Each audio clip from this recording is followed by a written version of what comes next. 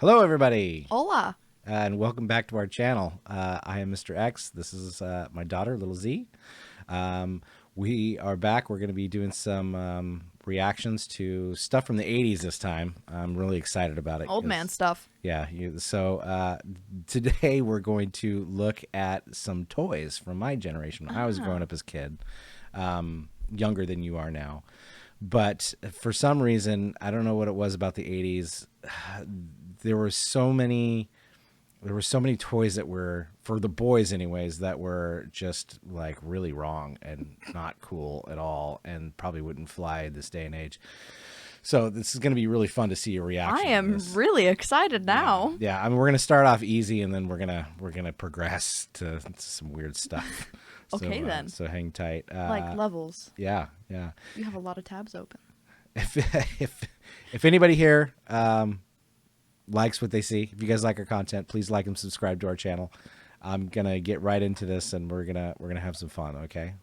Okay. So first up, we got Teddy Ruxpin. Have you ever heard of Teddy Ruxpin? No. Okay, so Teddy Ruxpin is a bear. It's like a cute, lovable bear, and you would get these cassette tapes. You know what cassette tapes are, right?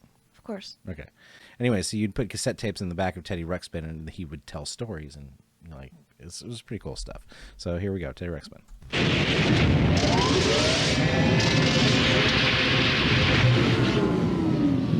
I failed again.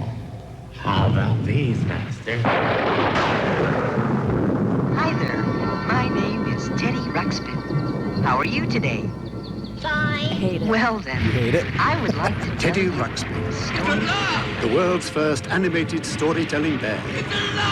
Now available at stores everywhere. If I was calmly watching TV or like cleaning my room or doing anything and that came on my television, I would have a heart attack.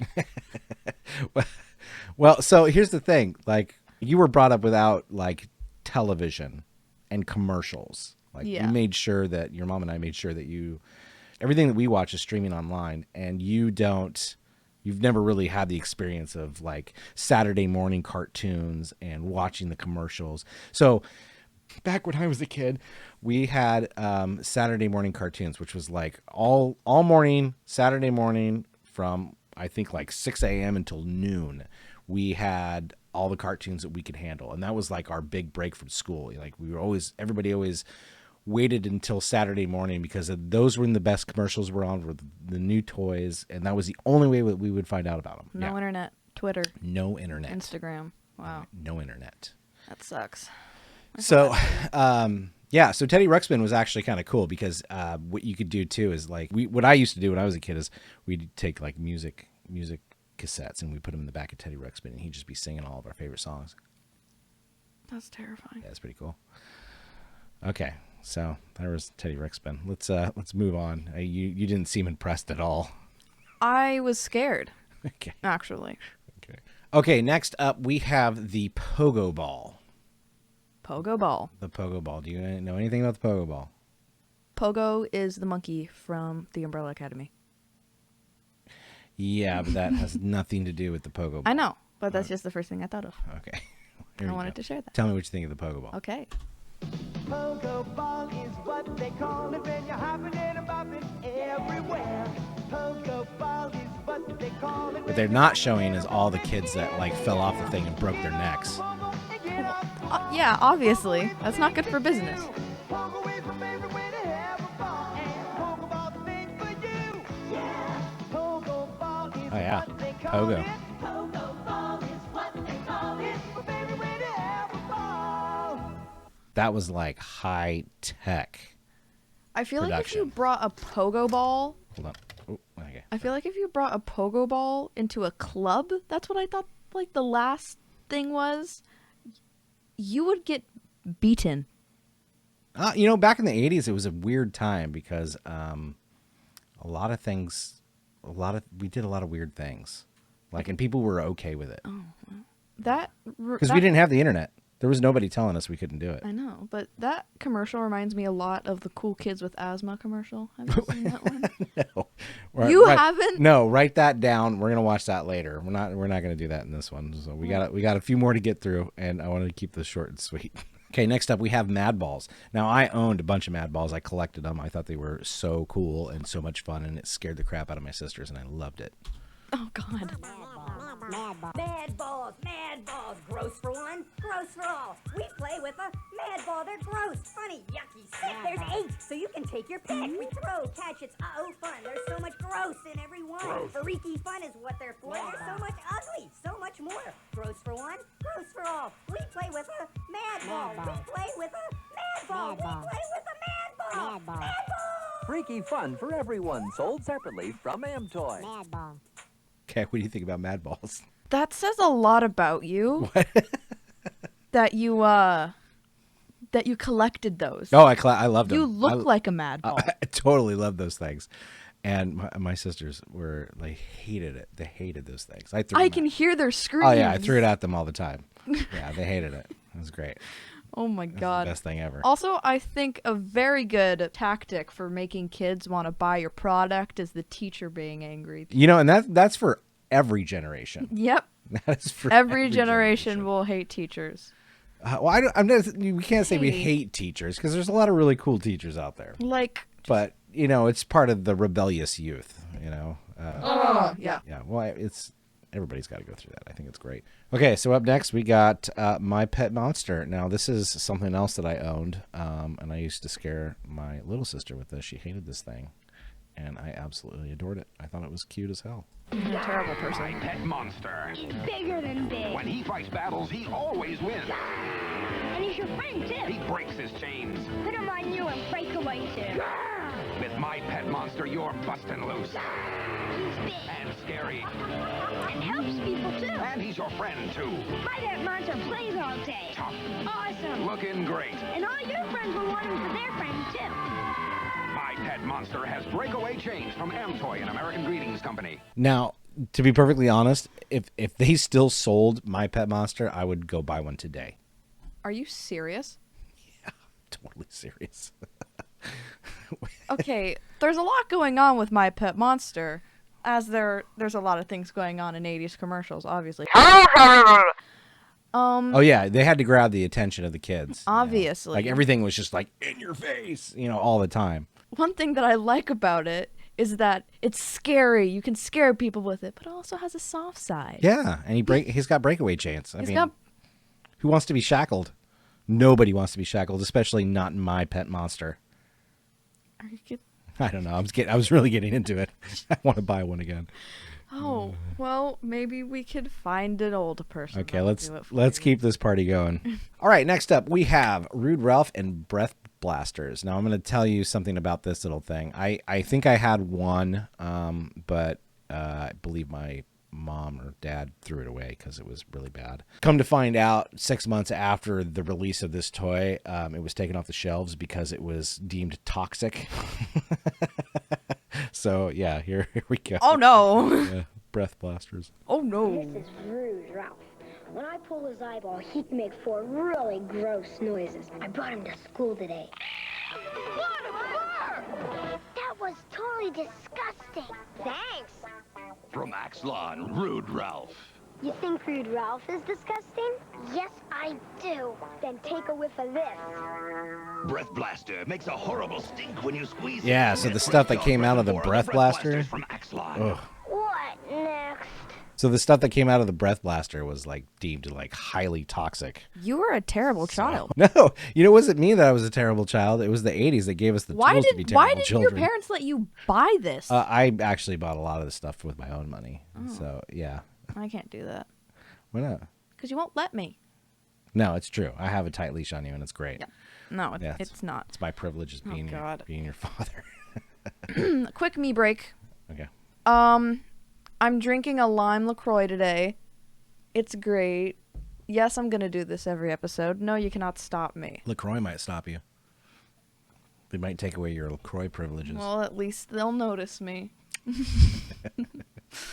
All right, next up on the chopping block. Is that a face? Oh, wait until you see this. Oh, God. Next up on the chopping block is Boglins. Now, I don't remember if I had any Boglins, but I know I had friends that had them, and this is another big craze like the like the Mad Balls. All right. Oh, wow. Were they toxic too? Probably. I'm pretty sure every toy in the 80s was highly toxic because there was no regulations back then. Wow. Here, I'm a boglin. Me and my buddies need a place to hide out. Come a little closer. Oh, did I scare you? Oh, I do that so well. Gives me Labyrinth vibes. Kiss your admirer. Yeah, totally. We'll eat your peas. And we hope you know lots of girls. Do you see a theme here going on? Each sold separately, and we're looking for good homes. Maybe yours. So there's a huge theme going on right now with Scaring with 80s women? toys and scaring girls. yeah, and taking your toys to school and scaring everybody at school. Like that was the thing. You know, when I grew up, You were allowed to bring toys to school? Oh yeah. Well, you weren't allowed to, but kids did it all the time to cause distractions. And not only that too, like I think the big thing was like practical joke stuff, like stink bombs and like firecrackers and stuff like that to like scare the crap out of people. And that was like an sense. 80s staple. Like everybody did that. It was great. Wow. Okay, speaking of things that parents hated back in the day. They hated this? They hated Dungeons and Dragons. They thought it was super demonic and that kids, when they got together to play this game, like they were like raising demons from hell. Why? I don't know. I don't know why. It's technically just math. Pretty much. Role playing. We play play Dungeons and Dragons. Yeah, I'm raising it right. Boomers. Your dungeon master has placed you in a dreadfully precarious position. You're playing the most phenomenal game ever created. Your skin grows cold from your first glimpse of the enormous beast. It's a product of your imagination. Survival depends on a quick, decisive move. Your choices are limited. Stand and fight, or run. Subliminary messages. Use your lightning bolt. Victory is yours. Win the treasure. TSR Hobbies, Dungeons and Dragons Yeah. games. Products of your imagination. Obviously, if I was a parent, I would think that it's evil too. Because for some reason, it's just like that with people, you know? I don't know. I don't know what the big deal was. I still don't know what the big deal is. People still think that. Because, I'm in my 40s and I'm playing Dungeons and Dragons. And, so far, I have not seen one demon come through my door. Not one.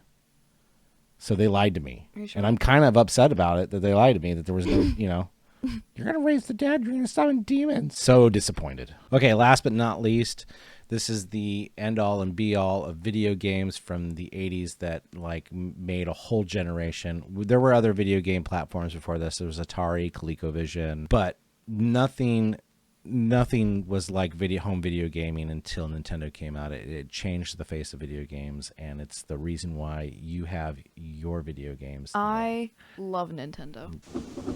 What will the future bring from Nintendo? More hits like Super Mario Brothers. Arcade hits like Kung Fu. Nintendo has the most video game hits. Hogan's Alley, Duck Hunt, and more like baseball and Excite Bike. And you can play them only on the Nintendo Entertainment System. Now you're playing with power. That was intense. So happy when I got my first Nintendo, hours upon hours.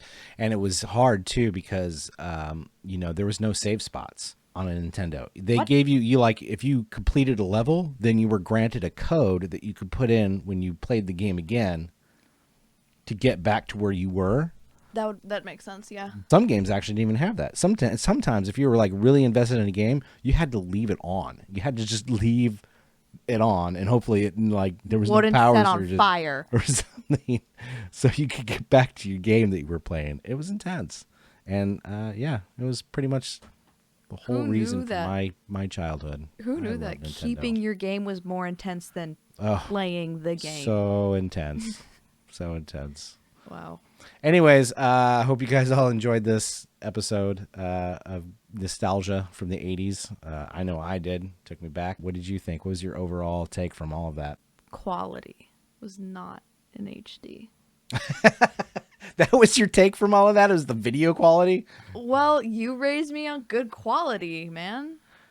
Oh my gosh. So spoiled. You will just never know the trials and tribulations. I guess I won't. Never and know. I'm fine with that. I like good quality. You heard it here first from Generation Z. They don't care. They No, we don't care. Anyways, thanks everybody for watching. It's been a lot of fun. I can't wait to do more of these, and we're gonna have a lot of fun. We're going to have lots of fun. Have Thank lots you for all of your support. If you really like this, please subscribe, hit that like button, and we appreciate you guys, and be good to each other. Peace out.